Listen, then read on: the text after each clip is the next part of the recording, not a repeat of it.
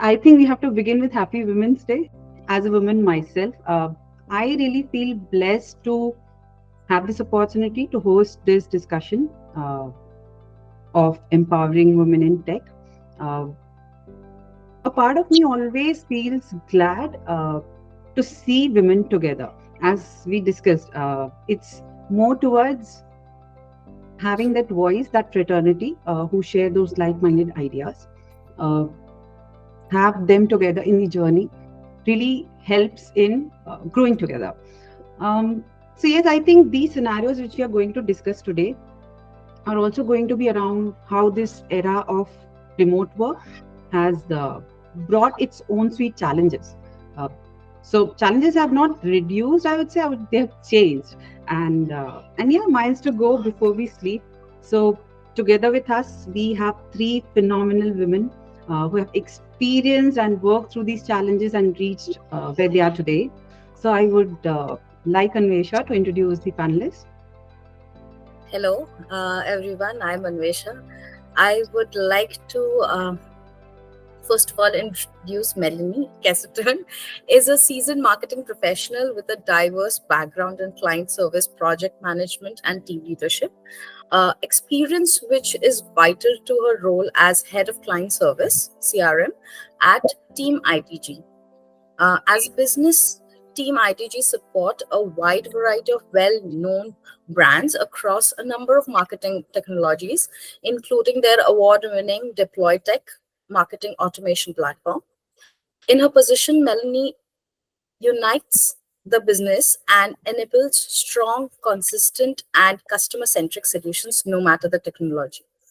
Melanie has been always passionate about customer service, starting her career at Talo Gas Limited and moving into client service at Havas People, managing high profile accounts like Ford and General Motors. From there, Melanie moved to Blueprint Partners and managed the EE account before joining Creator Mail, now Team ITG. As a senior account manager, she quickly built up her expertise in email marketing, project delivery, and client relationship management. Working her way up through the ranks to her current position with all this experience in tow, she has been able to put her own unique stamp on the company's renowned client service team and manages global campaign operations. Beyond these professional achievements, Melanie's recent endeavor as director at Little Wings of Hope CIC reflects her commitment to supporting bereaved parents and honoring the memory of Oscar Hoppert. Leveraging her diverse skill set, Melanie continues to make a meaningful impact by providing invaluable support to families in need. Welcome to the panel. That brings us to our next panelist, Kirsten. Kirsten Samuels is a seasoned professional known to me, boasts over a decade of expertise spanning operations, marketing, communications, and digital marketing. From her early days as an events assistant at Topco Media to her current role as operations director at Saatchi and Saatchi, Kristen has consistently showcased her prowess in budgeting, project delivery, and strategic planning. Her journey through esteemed organizations like Customer Care Solution and Ogilvy South Africa is a testament to her ability to drive organizational success and lead teams to excellence. Kristen's career trajectory reflects her unwavering commitment to optimizing operations and delivering tangible results in her every role she undertakes. Welcome to the panel. Thank you so much. So, I would like to introduce our third panelist, which is Tracy. Have you ever met someone who's like a Swiss Army knife of marketing? Well, meet Tracy. She's not just a marketing professional, she's a powerhouse with a solid grip on CRM, a wizard with Salesforce Marketing Cloud, and a knack for handling multiple tasks with ease. Plus, she's fluent in both English and French.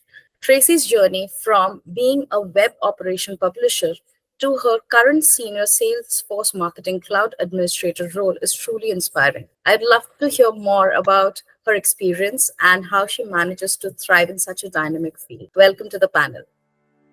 Any instance where a woman became your inspiration in your career journey?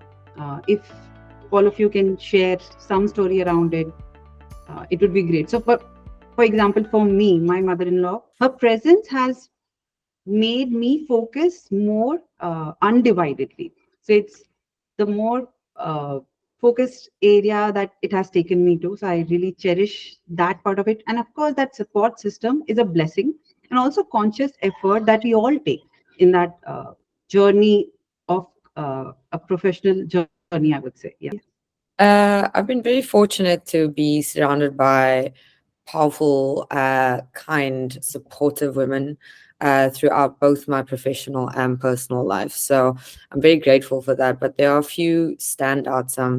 I think it started with my mother, who ran her own business for over 20 years, was independent, and created jobs for a lot of people locally as well.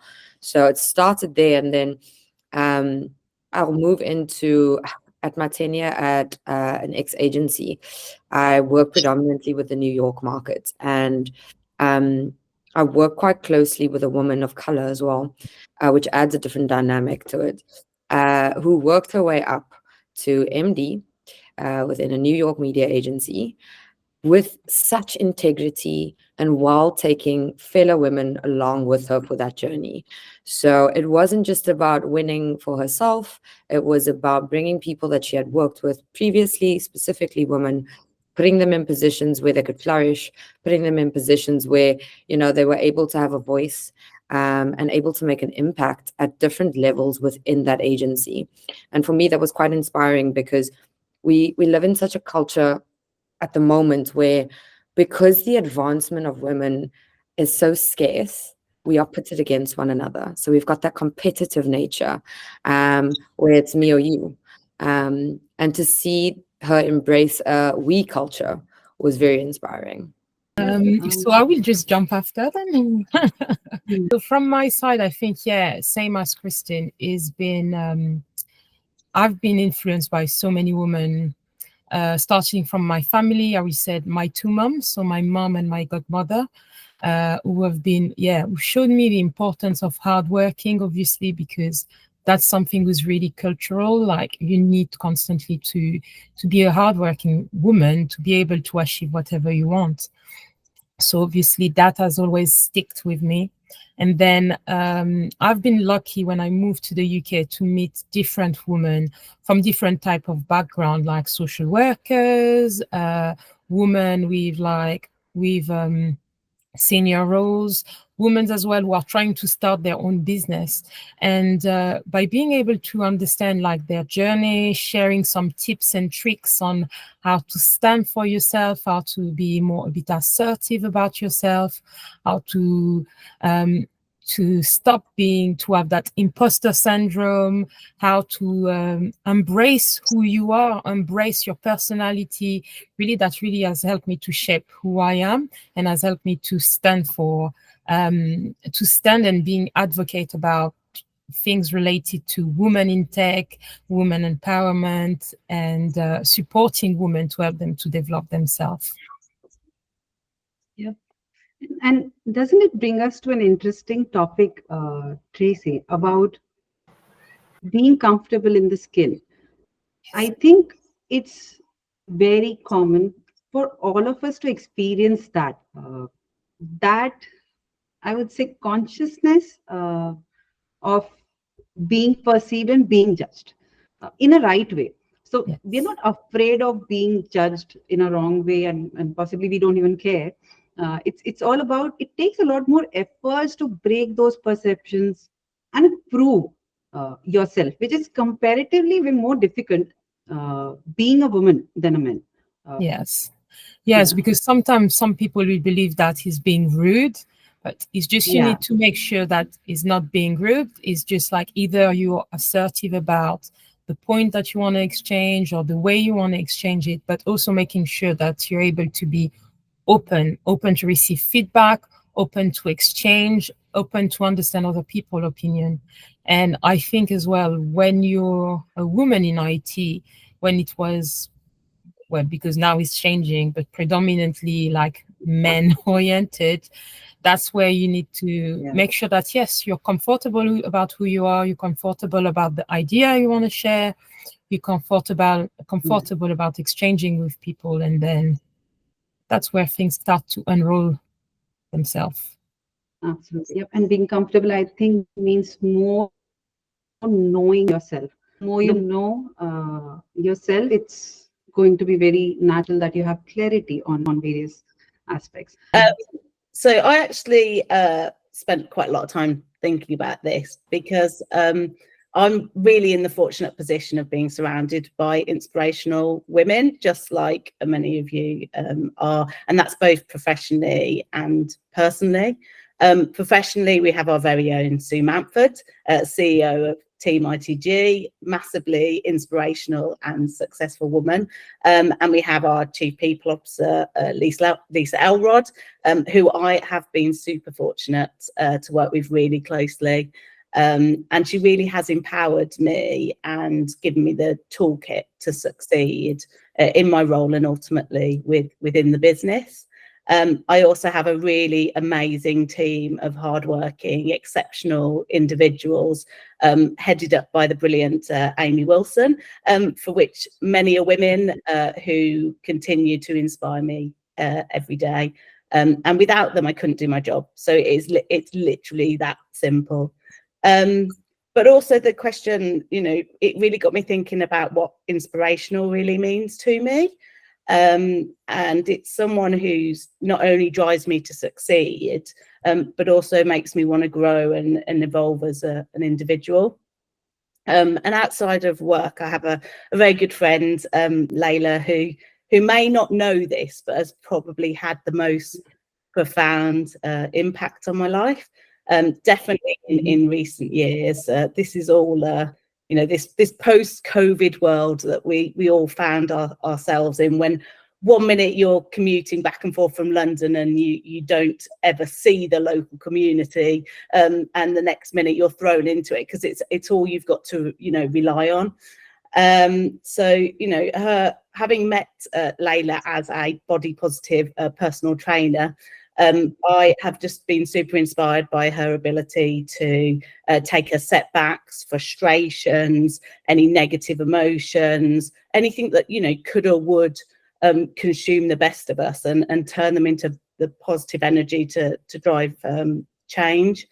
And that's really inspired me a lot across all aspects of my life, to be more compassionate, more understanding, be grateful for what I have and the position that I'm in, and really explore further how I can help others. And as well as other endeavours, Layla founded Inspire UK, the charity, providing accessible and affordable mental health support, whom I'm a fundraiser for. And then when she lost her baby, Oscar, last year, which was a really, really difficult time, as it would be for anyone, but especially for her and her husband, but really drove her to make a difference. And she founded Little Wings of Hope, which I'm a director of. So not only supporting other parents through grief, but to campaign for change of perceptions on how to deal with loss, experiences around loss and the trauma associated to those experiences, and really educate people. And so when I think about inspirational, building something beautiful that changes people's lives for the better, out of the worst experiences, that's inspirational.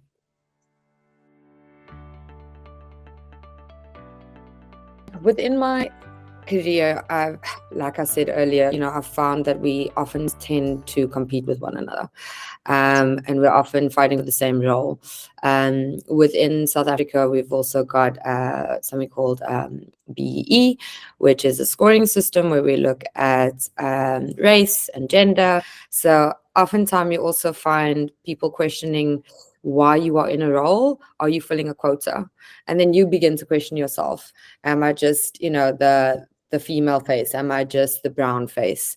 And with that comes a lot of insecurity. And within that insecurity stems fear. And that's why we've got that competitive sort of set up within a lot of agencies, a lot of corporations. For me, it is so important for us as women to support one another and uplift each other. You have what's called, the boys club. Everybody knows about the boys club. They are not competing. They are climbing the ladder together. They are going to the lounges or to tennis club or whatever clubs they meet up at. And it is competition in any way, shape, or form. So I don't see why we can't do the same as women. And because we are so underrepresented and oftentimes not motivated by and encouraged by other men, we need to do that for another. And I find that it doesn't just have to happen at a peer-to-peer level. It can happen in a mentorship structure. It can happen in a larger group across different disciplines within a company. It can happen at different seniority levels. It doesn't have to always be specific to work.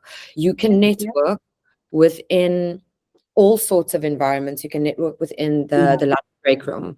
You can network here in South Africa. We've got so many different female empowered events. We've got something called SHEO, SHE, which are fantastic, which is just a platform and an event and a conference where they have keynote speakers of female entrepreneurs with quite a large experience, and they welcome all new starters so that they can give them advice, they can network with one another, utilize one another's skill sets to grow together instead of creating that competitive little pit. So instead, they uplift each other, they support one another, they are, economically supporting each other, skill set wise sharing. So for me, it's just about changing that mindset of you're not my competition, you're my partner. It starts with empathy. It's very basic to look at things with empathy around us.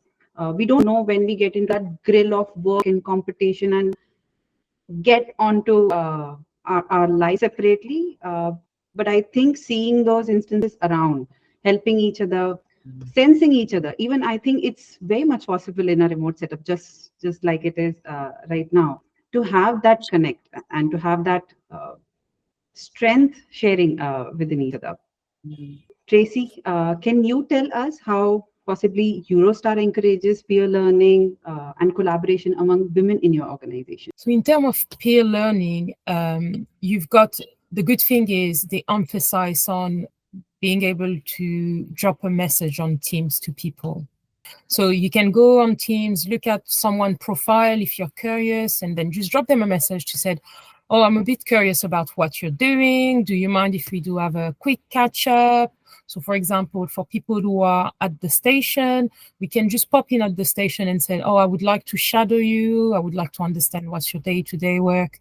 So that's really a nice way for you to learn, and also not just being stuck into your own box, because again, the type of role that I do, yes, it's platform, but I also need to understand, because you want to deliver the best customer journey, the best customer service. So being able to collaborate or to speak with different people from different departments, understand how they're doing things, understand how you can support them if you can, or just understand, okay, just by having a quick chat with someone, it's just maybe has made that person smile or has made that person change their mind on the platform, because obviously Salesforce is a bit controversial sometime in the business. And then that make you learn, exchange, and also progress and see other people out there. So that's how it's done at Eurostar.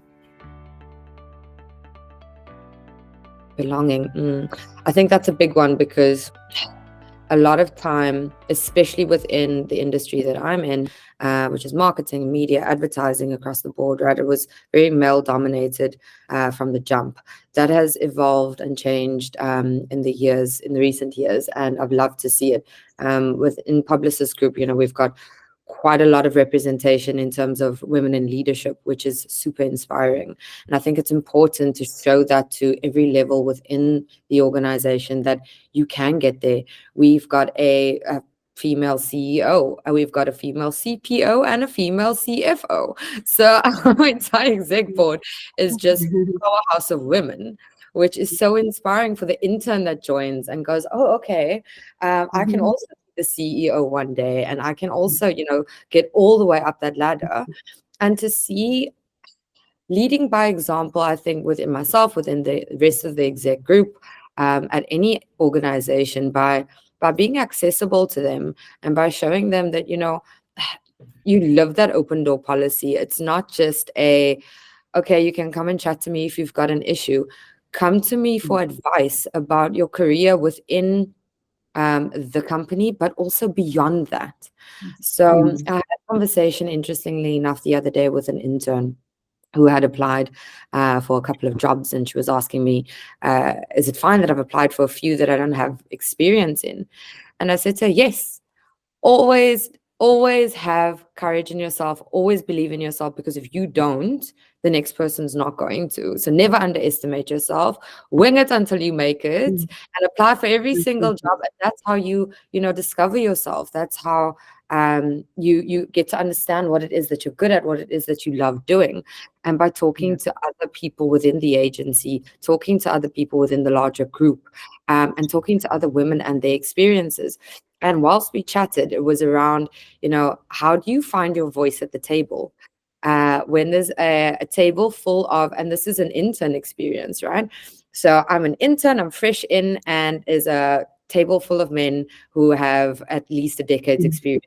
I'm not going to say anything. And that fear of sounding silly or incompetent rather silences me. So I keep quiet and I just listen and I observe. And I never really put myself out there. And because of that fear, you never really get noticed, you don't get the recognition, and you can never move forward from that. Finding our voice is so important. And the only way we can do that is if we see other women finding their voice too. And when we support one another, when a topic that is uncomfortable is raised, we should talk about it, address it. Don't look back and go, oh, that's uncomfortable. Let's not talk about it. We don't want to rock the boat. Let's rock the boat. It's time we rock the boat. And it's time that we all start to feel like we are part of a larger movement and representative of one another at every single scale of business. Absolutely. And this inspiration is contagious. It really boils down to just having hopes around that. Yes, a phase of the dreams, possibly for many daily struggles that all the individuals go through, and some inspiration for women specifically. To have like a mentor, right? To have somebody that you can talk to that's had experience. So you're not new to this and going in blind, but you've got support from somebody who's been there, done that, got the T-shirt and then distributed the T-shirt. I would like to ask Kirsten something. So since she said, we tend to keep quiet, and it's very hard to, come across a little intelligent, or at least it's very difficult to put your point across the table because you have so much experience on that. And it's perceived that women are less of risk takers. We like to play it safe because we've been taught or conditioned mentally to play it very safe. We do not like taking bets. We like to choose the, safer option to navigate. I heard a saying that said, have the confidence of a mediocre man and you'll be fine. Have the confidence of a mediocre man. They come in and they're confident, and we question ourselves, and we go in and we wonder, should we say something, or maybe we should rather keep quiet. At the end of the day, you're never going to be heard if you keep quiet. If you say something that doesn't make sense, if you say something that makes you sound silly or inexperienced, the next time you'll know better, and you'll be the person to answer that question in the room, and you'll be the person to pass that knowledge along to the next person so that you can help them. So, and that's how we, give forward. And if we don't ask, we'll never know. So I'd rather ask a question than never know the answer. I think as well, is how we've been raised as well, because we always, most of the time, tell a man that they can do everything.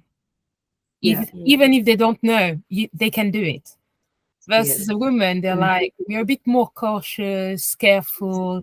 So obviously, most of the time, if a man will apply for a job, they might be ticking 3 boxes out of 10.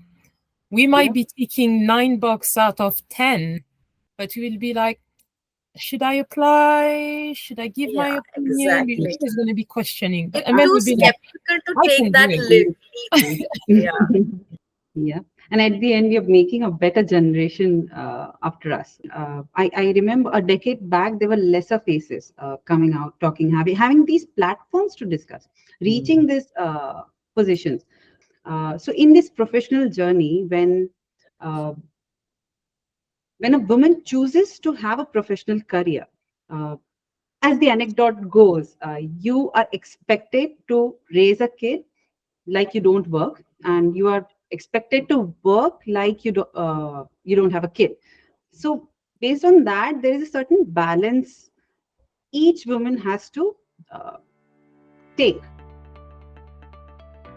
We are always reviewing and updating our policies when it comes to parental leave, and we make sure that they align with and obviously exceed where we can best practices and legal requirements. A big way we do this is by offering enhanced maternity leave pay. We ensure that all returning parents feel supported after their time away from the business. We offer a range of options, including flexible work arrangements, phased return to work, extended maternity leave, mentorship and training opportunities if there's any skill gaps that need to be bridged. In our UK offices, we also have a private area for returning mothers should they wish to express milk while they're in the office with a refrigerator. I mean, the team have really sort of thought about everything when it comes to supporting new mothers. This is all in addition to our 24/7 employee assistance programme, internal people team. We have a group-wide wellbeing champion team. So a really comprehensive set of initiatives that we find helps support where and when it's needed. As an example, I've got Debs in my team. She's just returned from maternity leave. She's a mother of 3 beautiful children. And she works a standard 37 and a half hours a week, but she does it over a 4-day period. So that gives her the Friday off. And so it's really important when she returned to work that we were able to provide an environment that enables that flexibility. And she had the right support, that when she needs to take a kid to the doctors or the childminder falls through or anything comes up. I mean, these things happen, don't they? So she doesn't need to worry. I don't need to worry. We know we have a plan and everything can be covered. These are some great policies, and I also feel that work from home era has opened up the possibilities of having inclusive policies to leverage more women's participation in the workforce. However, it has also brought up certain challenges. I always said the biggest one will be, for me, is women are assertive. So as I said earlier on, is we need to be assertive, but sometimes it might come up as we might be aggressive. So this point, and also we said, because I'm in a technical role, we said women are not technical. Why can't a woman code?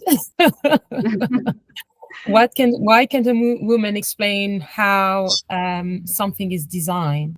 So why is it so surprising? That's the question. So I think those 2 main points, I think, are really, something that for me, I think are kind of type of stereotype. But there is plenty more about like women need to be nurturish, because as obviously, why should a woman be single, no kids in her mid-30s or late 30s or even in her 40s? Like, we can also embrace our career. We can also have kids. Everything will come with time. So we don't need to rush to just tick boxes to fit a certain train. And trust me, I can any day exchange lives. Being married for 15 years. So yes. Yeah, absolutely. I mean, the first thing we do that's really important is making sure that every candidate is subject to the same process.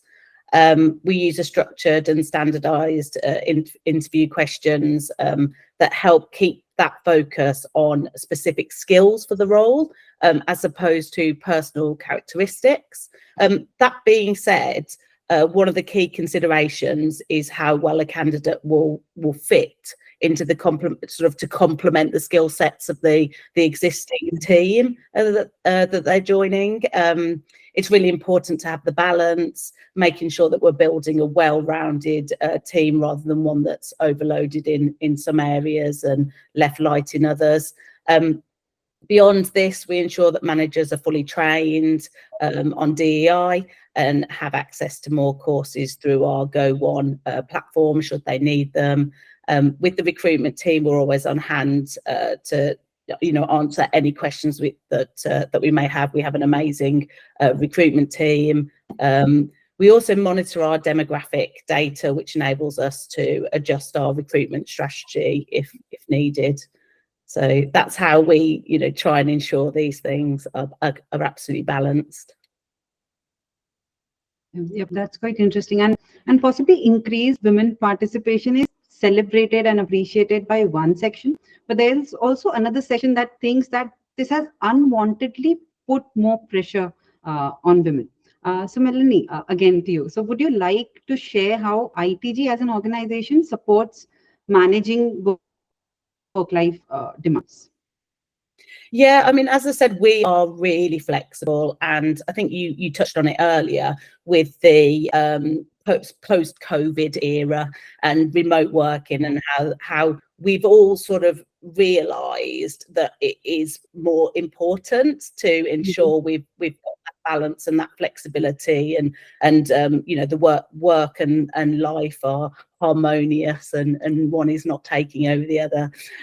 But we're a really flexible company. We always look to ways with our team and find solutions that suit them, essentially, whether it's phasing their return to work, offering changed working hours, or the option to work remotely. We've put in place a network of together groups as well, each of which bring together ITGers from similar backgrounds, or we've shared experiences. One of these being the Working Parents and Carers Together group. It gives them a chance to discuss ideas, share resources, put together any questions or suggestions they have for the company, as well as simply offering that safe space to chat about their feelings and experiences. Of course, I think I mentioned them earlier, but we've got 40 plus wellbeing champions that we are really, really proud of across our global offices. They're always on hand to lend an ear, offer support and guide ITGers to resources. And I do have to say that on a bit of a side note, that we've just won Best Employer Network and Resourcing Group at the Great British Workplace Wellbeing Awards. So it shows we're doing something right, and we're really proud of that. And it's great to get that recognition for how seriously we take wellbeing at ITG. Yep, that's great. And also, you can touch on how does ITG ensures transparency and accessibility in career progression for women? Yeah, absolutely. I mean, we love to promote from within. That's a huge way that we encourage talent that already exists in our ranks. There's loads of examples across the business of women that have risen through our team to reach leadership. I guess I'm one of those that have been able to do that. So a massive part of this is also our mentorship program. It allows employees to be paired with senior influential women within the business to receive valuable guidance, support, and networking opportunities. In my opinion, it's absolutely invaluable to have access to that first-hand experience. Part of the battle for women is in the workplace, especially in tech-related roles, is just knowing that it's possible to progress. And we make that fully visible from day one. Our annual gender pay gap reports are all publicly available on our website, and our 2023 data shows that the gap's narrowed by 8% compared to 2022. So we're always moving in the right direction. As a business, you know, we're pretty evenly balanced, especially from a senior leadership perspective. I've already talked about the Together groups, and another one that we launched is Women in Tech Together. We know that women are underrepresented, as we mentioned earlier, in the tech space as a whole. This is a great way to help encourage a growing community within ITG. Again, it's all about connecting people who share backgrounds and experiences, so they really feel part of something bigger. For any employees on maternity leave, we also encourage them to use their 10 paid keep in touch days, where they can drop in with their managers and peers to understand any business challenges that have happened maybe while they're away. We find it really helps ensure a smooth return, and again, they feel connected to the business, and they don't lose that connection with us. And we've got a really robust diversity, equity, and inclusion strategy across our business that makes sure all employees, regardless of race, gender, religion, feel seen, supported, and celebrated. Yes, and I think it has been an interesting journey altogether. So we really believe that all of this experience that we have is anyway going to translate. That's the secondary, I would say, goal. Translate into commercial engagements, the transitions, business to business that we may have. Those are another opportunities for us to collaborate and work together. But beyond that, personally, what I cherish is having that platform to meet different people, learn from each other. And that itself kind of makes me fired up to be available, as you said. Or it just me as an example you have as a face. But I think, as you would have seen, all the people that you're interacting with are always available. Kirsten, in your situation, like you were working with different account managers. So that is the, I would say, culture we are really proud of and would love to sustain. So beautiful to witness. I'm so happy that this panel happened. I'm so happy that everybody from very, very diverse backgrounds came into this, and they have very unique conversations going, be it Melanie, be it Tracy, be it Kirsten, be it you have very powerful voices, and it comes across, which is I loved what Kirsten said, it's time to rock the boat. We should just go ahead and rock it, because we are very underestimated and underrepresented in every field, and it's not just tech per se, but everywhere you see that women are underrepresented, and it's not just one country. We are powerful. We are really powerful in just being in the skin, and that's what I think. The world has created a world to restrict that pass. Yeah, if you look at the language used to describe women, it's associated with like this negative connotation, right? So I think we should reclaim it, because it's to your point earlier, Tracy, you were saying aggressive. But if it was a man, he would be assertive and doing a good job as a leader. But if you're a woman, you're aggressive or you're emotional. Taking the word emotional, it doesn't have to be emotional. It could be empathy. It could be compassion. And as leaders, that's how we should lead, with just empathy. Be human. We just want to be human. Compassion, we don't want advantages. So let's we don't want disadvantages. Just be there. Yeah. Reclaim it. Yes, I am emotional. I care about the people that I work with. I care about my leaders. I care about my line managers. I care about my reportees. I care about everybody across the group. And I'm proud to say I'm a woman. And all these things that they try and make sound as weak, I think we should reclaim and re-own it. And we are not hysterical. We are passionate. It's all these slight changes in language. Such a huge difference. I want to add something. I think as well it's important to make sure that what you're, I said, being an advocate about or what you stand for doesn't just stop where you live or at home, but make sure that you do it everywhere you go. So it can be done when you go back home, because for me, England is not home.